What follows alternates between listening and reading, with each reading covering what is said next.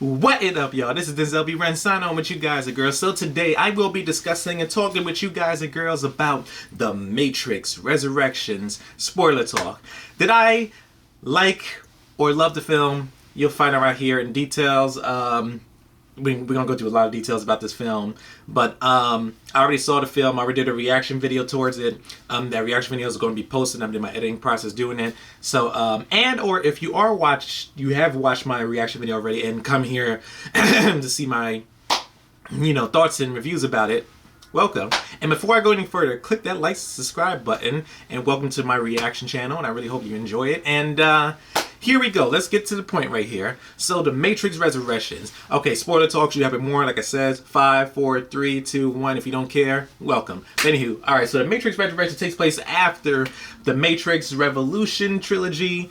I'm glad that I watched all the Matrix movies beforehand, before seeing this one, The Matrix 1, 2, and 3, which is still my favorite, which got me into the Matrix game.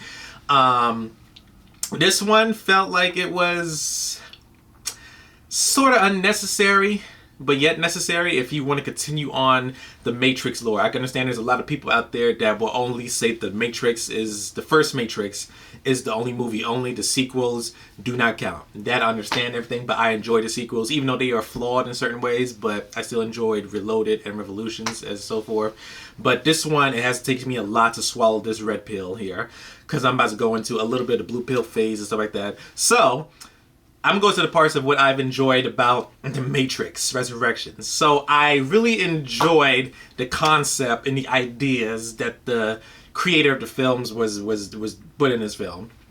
So I had questions like, how is Neo resurrected? How is Trinity resurrected? And we find out that they were resurrected because this Matrix has been rebooted and remastered by this new guy called it's played by Neil Patrick Harris, a very good actor. He's like the new architect. Let's just say he's a new architect for this new Matrix thing, and then he said that he linked up Neo's body to the power plant of the real world with the machine city, so he could put him back in and remaster and reboot him. So try to erase his memory. So he's playing like Neo's therapist, so Neo won't get the idea that he is the actual one, so I guess so he won't screw up his Matrix. And it's very interesting too, because I want to know what happened to the old architect, so the old KFC guy, architect for the Matrix Reloaded and Revolutions. Did he retire out, or he's like, okay, the Matrix rebooted, this is passed on to you? So yeah, that KFC architect for the Matrix Reloaded captured me a little bit more better than Neil Patrick's one. I thought Neil Patrick did a great job as the therapist for Neo and stuff like that. And yeah, he was threatening it. He did say some good deep dialogue too.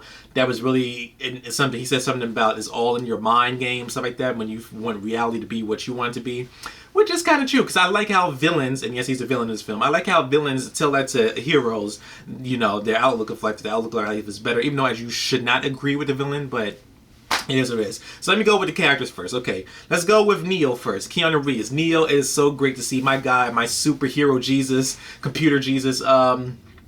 Neo back in the film. It's great to see Keanu Reeves and Carrie-Anne Moss playing as Trinity. They have great chemistry together. I thought their love story was really great coming between those two, because those two really make the Matrix. The Matrix is always centered around those two. Their love story, how they developing and all that stuff. So they were great and cool. They still got their chemistry together. Their chemistry looked like it has never faded in this film, which I agree. Now let's go with the new characters. I thought the new Asian chick, not Blue, with blue hair. Her name is Bugs. Because I say I called the lady with blue hair. Bugs. I thought she was interesting too in part of the story. I really like her character. She gave like a good vibe. So I really like her character. I really dug into her character. I didn't feel like she was forced. She got her own not Nebuchadnezzar ship, but it's a ship called start with an M, something like that. But I thought her character interesting. Good start for the film. I like her throughout. She was really cool. I really liked her. Now, I would call him Yahya because I don't know his full name. Forgive me. But Yahya, the guy who plays Morpheus, the new Morpheus, great actor. I really enjoyed his performance as Morpheus. But my only gripe with this Morpheus is that it was too comedic and too cartoony-ish in a way, and I kind of get why, because I like how in the concept that Neo is like a video game developer and all that other stuff, so which was another interesting concept which I dug in, because Neo's like a game developer. It's like he's starting all over again, like in the first Matrix he's on a computer, and the game is based on the Matrix 1, 2, and 3 in his own video game, and I like how they play that out throughout the film. And I like that he based out the characters, Tiffany, aka Trinity, and Morpheus, all his memories in the game, but it's really a reality. So I really like that concept. But getting back to Yaya's Morpheus, he was good, but the material that they gave him, I didn't like how they did Morpheus. Like he said, he came in with his little swagger, flavor boots. Because with Lawrence Fishburne's Morpheus, he had the swag. He had this intelligent swag. He was smooth. He was, down to earth, a firm believer, stuff like that. Picked up from this one, but he was just a little bit too much comedic and everything. I thought they could have toned it down a little bit. And this movie is comedic. It's a different tone in one of the Matrix films. It's very humor. It's like some previous Matrix films, they have a little bit of funniness, but it was more dark and stuff like that. This one was like a lighthearted humor and very different. The cinematography was different. Like the colors was very more vibrant and stuff like that. I watched this on my 77-inch OLED TV with Dolby Vision, with Dolby Atmos sound. The sound was great and everything. The colors and visuals was just so crisp and sharp, and lighting and details, stuff like that. But it was very different cinematography. Like the green tint that they have in a previous Matrix film is semi-disappeared in a way, which I kind of see, but it's mostly like a vivid modern day 2021 thing. Which I thought was cool, because I think the idea with the Wachowski are doing is that since this is like a different Resurrection reboot, like this is going to be like a new trilogy, but going forward, let's remaster it. It's probably like a new version of the Matrix, so that's what I think the visual was going. All the other characters, now Agent Smith. When I first heard that I forgot the actor's name, but he was still great. He was still a great actor and everything, but just how they did Agent Smith, when I was watching, I was like, oh, they brought Agent Smith back again. They could have just picked another villain or another character or something like that. As I'm thinking about it, because it takes me a while to think and process as I was going through this review, it kind of makes sense, but it don't make sense, because in the Matrix, you could alter reality and where things don't even make sense. But it kind of makes sense because when I was thinking about it, Agent Smith's existence, because Smith is like Neo's Joker or Neo's Green Goblin. It's always that one villain that the hero has, stuff like that. And also, as I was watching the first Matrix 1, Smith always talks about that he always wants to be free. He don't like to be in the Matrix system, so we saw that. And then in Matrix 2 or 3, he wanted to make the Matrix in his own way, in his own reality and life and everything. So the machines who made the Matrix and everything didn't like that, so that's why they deleted Smith. So with Smith coming back, as I'm just saying and thinking about it right now, I guess it seems like in this one he wants revenge against the Matrix, which I could kind of see that. I could kind of see that how it is, but I figured they could have done that. I don't know, his character, or if they, or maybe bring Hugo Weaving back a little bit. Maybe I understand why, but could have been done a little better. But and he's still alive, so I'm wondering the possibilities in the near future what they're gonna do with that Agent Smith. Who else was in the film? Yeah. Oh, and Jada Pickett's character was in here. I thought she did a good job. It was very interesting too, because I did want to see that they answer my questions, certain things. What happened to the aftermath of Zion? Because this takes place after 20 years right in the film. So after Zion, we see that Niobe, Jada Pickett's character, is the leader now and everything, and the real Morpheus, which is Lawrence Fishburne's character, is dead. He died of old age. I had to look at Matrix Wikipedia just make sure to get all my brains details. He was dead and died a believer, and everyone's believing stuff like that. And since Neo made peace with the machines in the third one, the machines are now working with the human beings, in which I really found interesting. Like I said, okay, if he made peace with the machines, are the machines going to team up with the human beings? Which is very interesting, because there was a scene that when the new crew members in the Matrix, the new cast, were helping Neo's body out with the Sentinels. I was like, oh, shoot, so the Sentinels are going against each other, and they also talk about the Sentinels were going war with each other, like machines versus machines after the math. So I really wish we could have dug in that a bit more.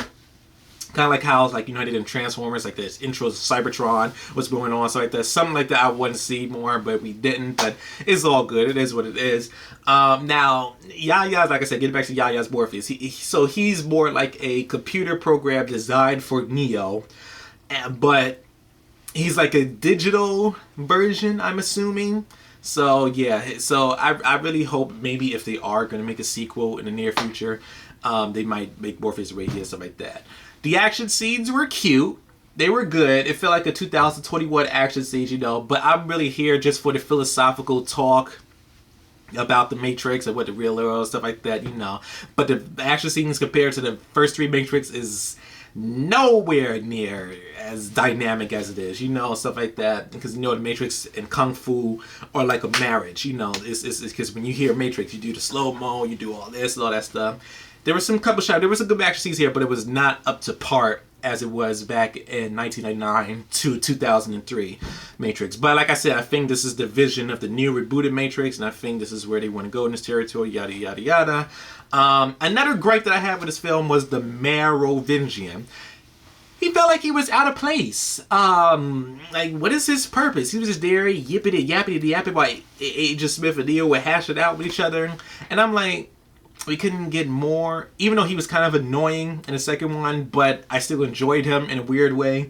But he was just here for no purpose and reason at all. Like, why is he here? He's just there for decoration. Or he could have just been like, you know, cameo, Merovingian, what's up? Case closed, and he just disappeared. I don't know, that's one of my gripes. Gripes about this film. It's a good, for me, I enjoyed it, but I like it, but don't love it. Like, I love the first Matrix.